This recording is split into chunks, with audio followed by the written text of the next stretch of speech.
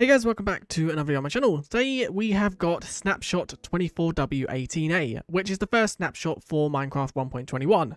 First thing that we're going to cover, there is now a new menu panorama. This is for the 1.21 update. It is inside of the trial chamber and it just cycles around this one singular room, which is the room off of the starting room. This is only seen for a while inside of Minecraft because you only see it when you're in the main menu, and you'll now also see it when you are doing things like creating new worlds and when you're also in the multiplayer options. The next thing, while we're still in the main menu, the experimental toggle for 1.21 has now been removed and every feature is now in the game by default due to this being 1.21 snapshots. Now we are quickly jumping to the patch notes because there is a lot of changes. First of all, we're going to cover the music discs and the new music tracks. Inside of the patch notes, they're giving us a bit more detail of where you can hear these musics.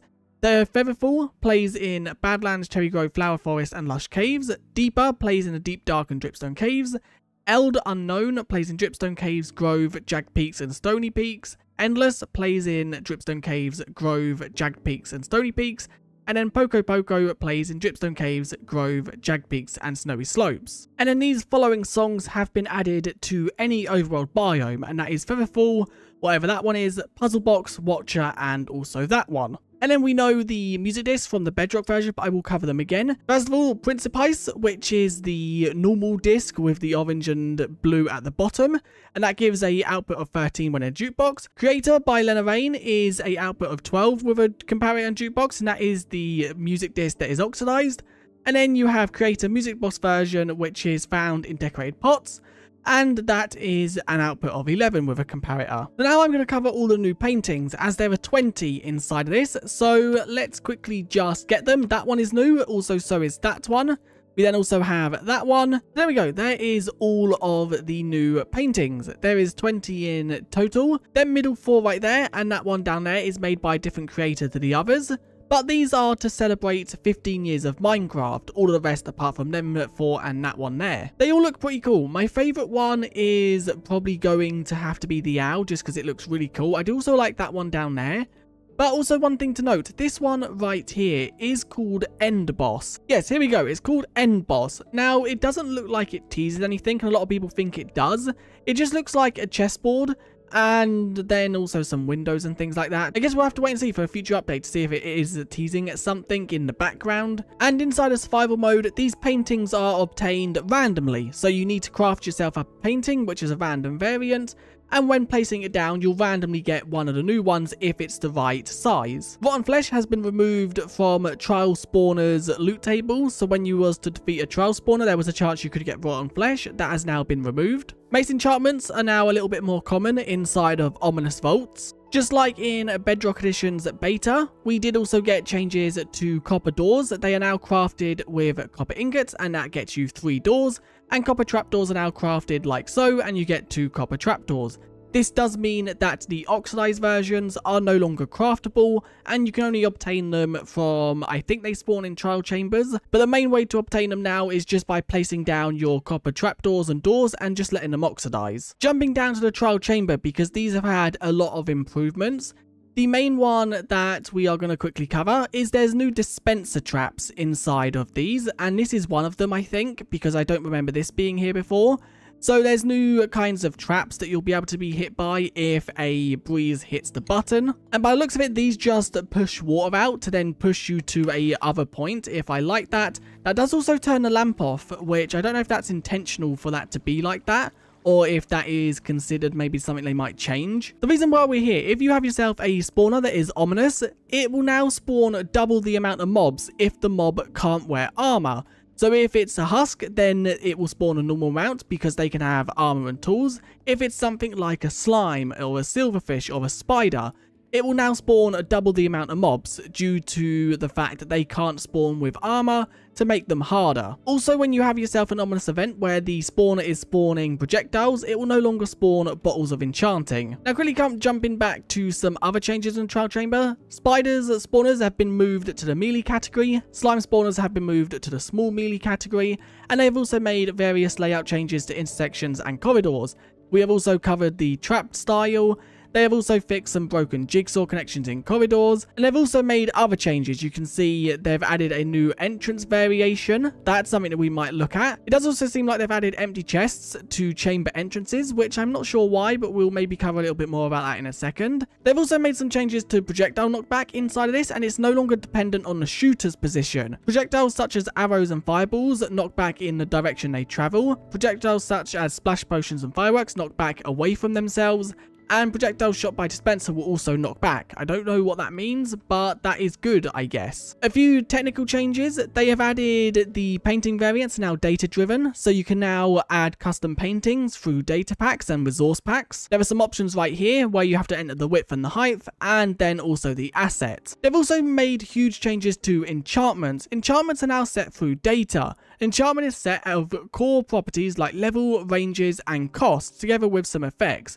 Most effect types will also support a condition, making it possible to apply them only when certain criteria are met. Enchantments can be found in the vanilla data pack in the client and server jar files.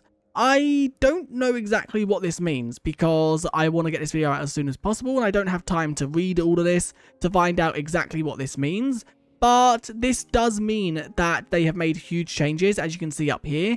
It introduces the 900 lines in the changelog. And you can see if we look, the changelog is absolutely massive for this. There is a load of different things you can do with this new thing, which I'm guessing is mainly for data packs due to it being in the data pack version. So let's quickly just have a look at this because it says if you go into the data pack versions, which we can do because I can grab the snapshot version right here and then data, Minecraft. Yes, here we go. We have enchantment and enchantment provider. So let's have a look at enchantment. Let's look at breach. You can see right here what it is made up of. Anvil cost is 4. Description, and then that's the tag for it, so that will be translated. You then have the effects, which is of armor effectiveness, and then it's obviously what it does right there, which is per level at first and base of minus 15%. Let's look at one that is a bit more difficult on what it does. Let's do soul speed, for example. Okay, so this is location changed and this does an effect on soul speed. This either means you can make custom enchantments with data packs or it's the start of them adding that. But I guess this is really cool, and it does also have a tick where you can spawn particles. So this is really advanced, and this is a huge change that I don't think anyone was expecting. You can also see Windburst right here is a post-attack thing, and it does it so it spawns a wind charge when the attacker is hit. As well as the enchantment, there is also Enchantment Provider, which is new, and this is some things that we can look at. So Enderman loot drop. And this is Silk Touch. Okay, so I'm guessing this is just like tags for enchantments, basically. Now jumping back to the game, let's just grab a few vaults and see if we can possibly get the new music disc, as that is something that I want to try. So let's grab a key. And let's see, we probably won't get it. I don't exactly know the rarity of it, which I guess we could look at. Okay, we got it. So this one is the one you find within normal vaults, and this is the one by Aaron. And it does also seem like this is the new version of the starting room with a mangrove tree in the center rather than an oak tree. That's cool, I like that. And these chests right here are also not empty, although it did say it added some empty chests. There is also a vault up there. I'm guessing the empty chests are possibly within this room. Doesn't look like it. So I'm not exactly too sure where they added the empty chests to. We got a heavy core before we got the new music disc. They look like normal vaults, but they are ominous. It's because they have the texture. There is the new music disc. We did also get another heavy core. This new music disc is Creator, and it's found in ominous vaults. And then finally, the other version of Creator is found by breaking these decorated pots. It's just a random chance from breaking them that you'll get it, which by the looks of it, it's not extremely common. And here is the 3 of them in game. You've got music disc for the creator of music box, you then have creator, and then you have the Principice. Aha, this is the new version, which we have found right here. This is the starting room, where the starting room isn't down a staircase, it's just straight out. We then have the oak tree right there, and then we have some chests right here, which once again are not empty.